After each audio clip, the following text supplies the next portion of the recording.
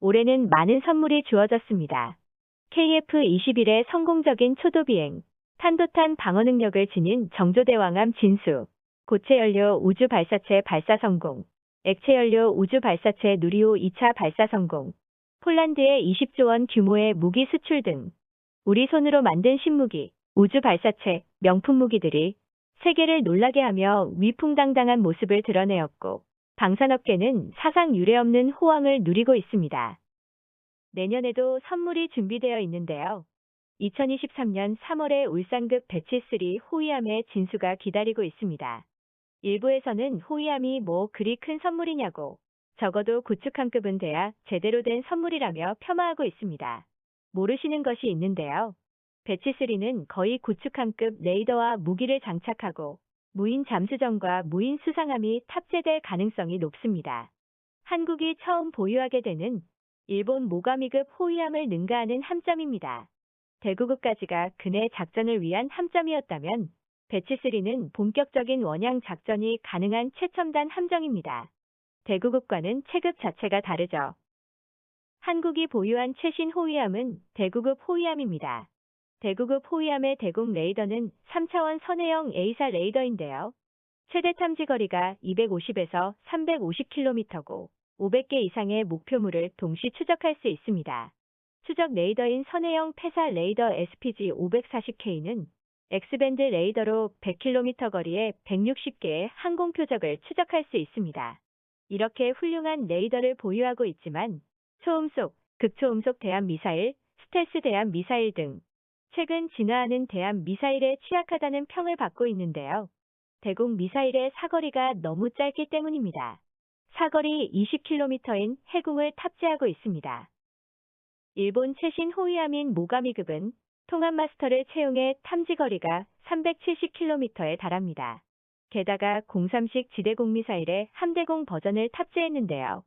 사거리 150에서 300km로 마하사의 표적기를 100% 명중했습니다. 중국 최신 호위함인 장카이 2급도 사거리 40km의 HQ-16을 32발 탑재하고 있습니다. 대구급 함대공 미사일보다 일본은 10배 이상, 중국은 2배 사거리가 길죠. 한국의 대공 미사일과 배치3에 대해 알아보기 전에 먼저 한국 고속정함과 호위함에 대해 정리해보죠. 해군은 3축 체계로 변화를 꾀하고 있습니다. 고속정, 초계함, 호위함, 구축함 4축 체계를 유지하고 있는데요. 2030년대에는 초계함이 빠진 3축 체계를 구축합니다. 근해는 고속정, 고속함 그리고 일부 호위함이 담당하고 원양은 최신 호위함과 구축함이 작전을 수행합니다. 고속정은 신형 참수리와 윤영하급으로 대체됩니다. 신형 참수리는 만재 배수량 250톤 고속정이고 윤영하급은 만재 배수량 570톤인 미사일 고속함입니다. 초계함은 보통 만재 배수량 500에서 3000톤급을 말하는데요. 한국의 초계함은 만재 배수량 1000톤급을 말합니다. 포항급 초계함은 7척 운용 중이고 취역한 지 30년이 지났습니다. 따라서 초계함급인 1000톤급은 모두 퇴역하고 2000에서 5000톤급 호위함이 대체할 예정입니다.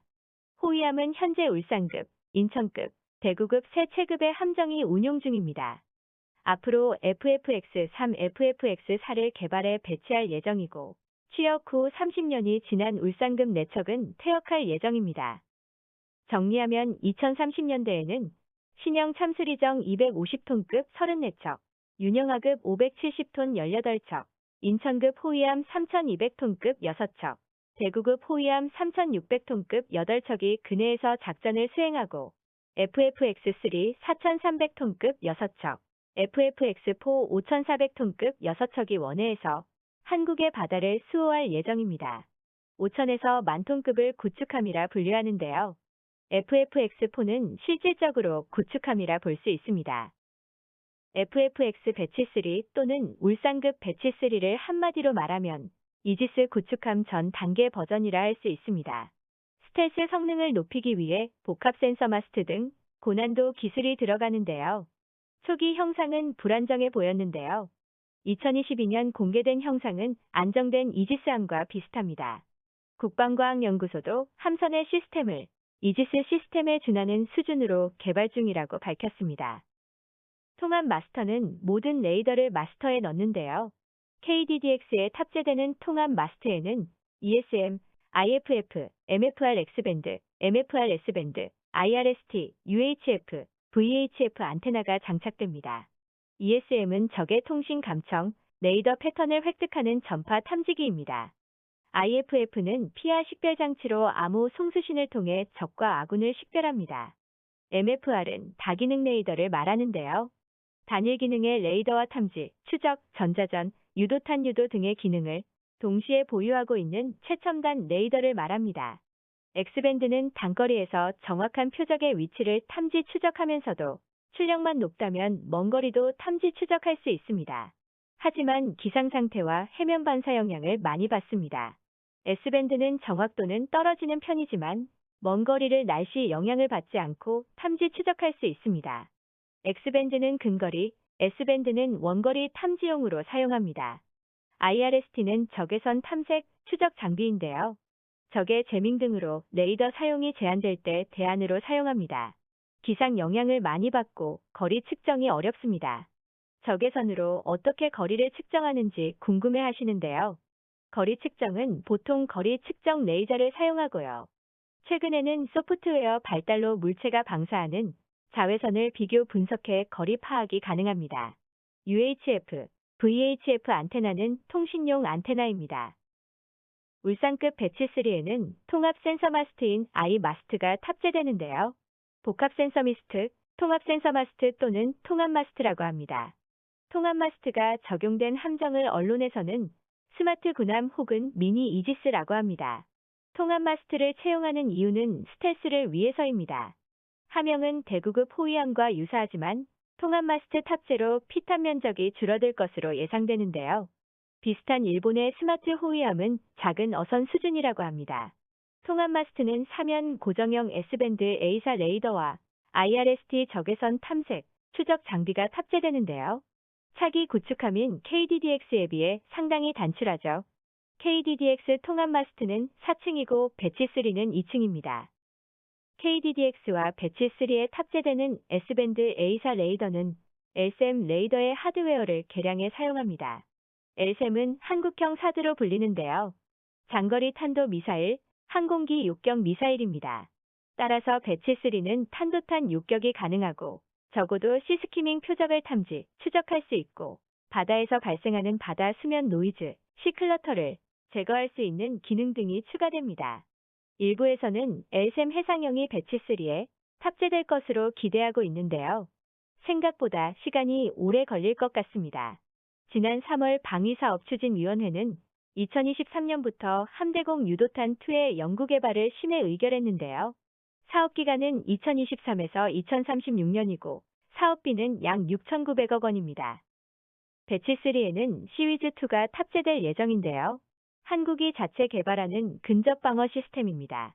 A사 레이더, EOTS 전자광학 추적 장치가 탑재돼 보다 빠르고 정확하게 표적 탐지 및 격파가 가능합니다. LIG 넥스1이 2027년까지 개발할 예정인데요.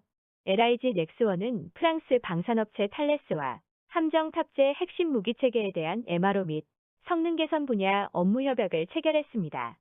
시위즈 등의 핵심 무기를 유지, 보수, 개량에 협력을 하는데요. 탈레스는 라피드 파이어라는 차세대 시위즈를 개발했습니다. 탄두 내장형 탄약 CTA에 사용하는 40mm 기관포를 장착했습니다. CTA는 일반 탄에 비해 부피가 30% 이상 적습니다. 따라서 제한된 공간에 보다 많은 탄을 넣을 수 있습니다. 시위즈2의 CTA를 사용할 가능성은 낮지만 탈레스의 선진화된 전투 시스템은 도움이 될 것입니다. 탈레스는 세계 10위 방위사 업체입니다. 탈레스와 한국의 인연은 처음이 아닌데요. 삼성전자와 탈레스가 합작한 회사가 삼성탈레스였고 이를 하나가 인수해 하나탈레스가 되었고 하나탈레스가 탈레스의 지분을 인수해 하나 시스템이 되었습니다. 신문에 네덜란드 탈레스라고 보도되는데요. 정확히는 프랑스 탈레스의 네덜란드 현지법인입니다. FFX 배치3의 수직 발사관 KVLS를 16셀 탑재할 예정인데요. 일부에서는 추가적으로 KVLS 8셀을 장착할 수 있다고 합니다. 하지만 배의 크기로 볼 때 추가적인 무장은 힘들어 보입니다. 다만 초음속 미사일은 탑재 가능합니다. 대공 미사일은 해군 미사일뿐이지만 레이더 성능이 우수한 만큼 빨리 발견해 20km 거리에서 해궁으로 1차 요격을 하고 한국이 개발한 시위즈2가 3km 거리에서 2차 요격을 합니다.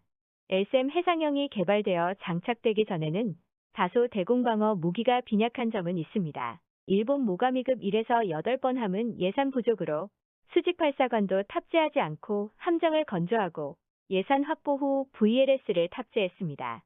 1에서 6번 함은 아직 VLS를 탑재하지 못하고 있는 것으로 알려져 있습니다.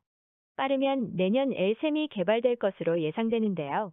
LSAM이 개발되고 해상형으로 개량되어 한국 FFX 배치 3의 함대공 유도탄 2가 탑재되기 바라며 마칩니다. 시청해 주셔서 감사합니다. 구독과 좋아요는 저에게 힘이 됩니다.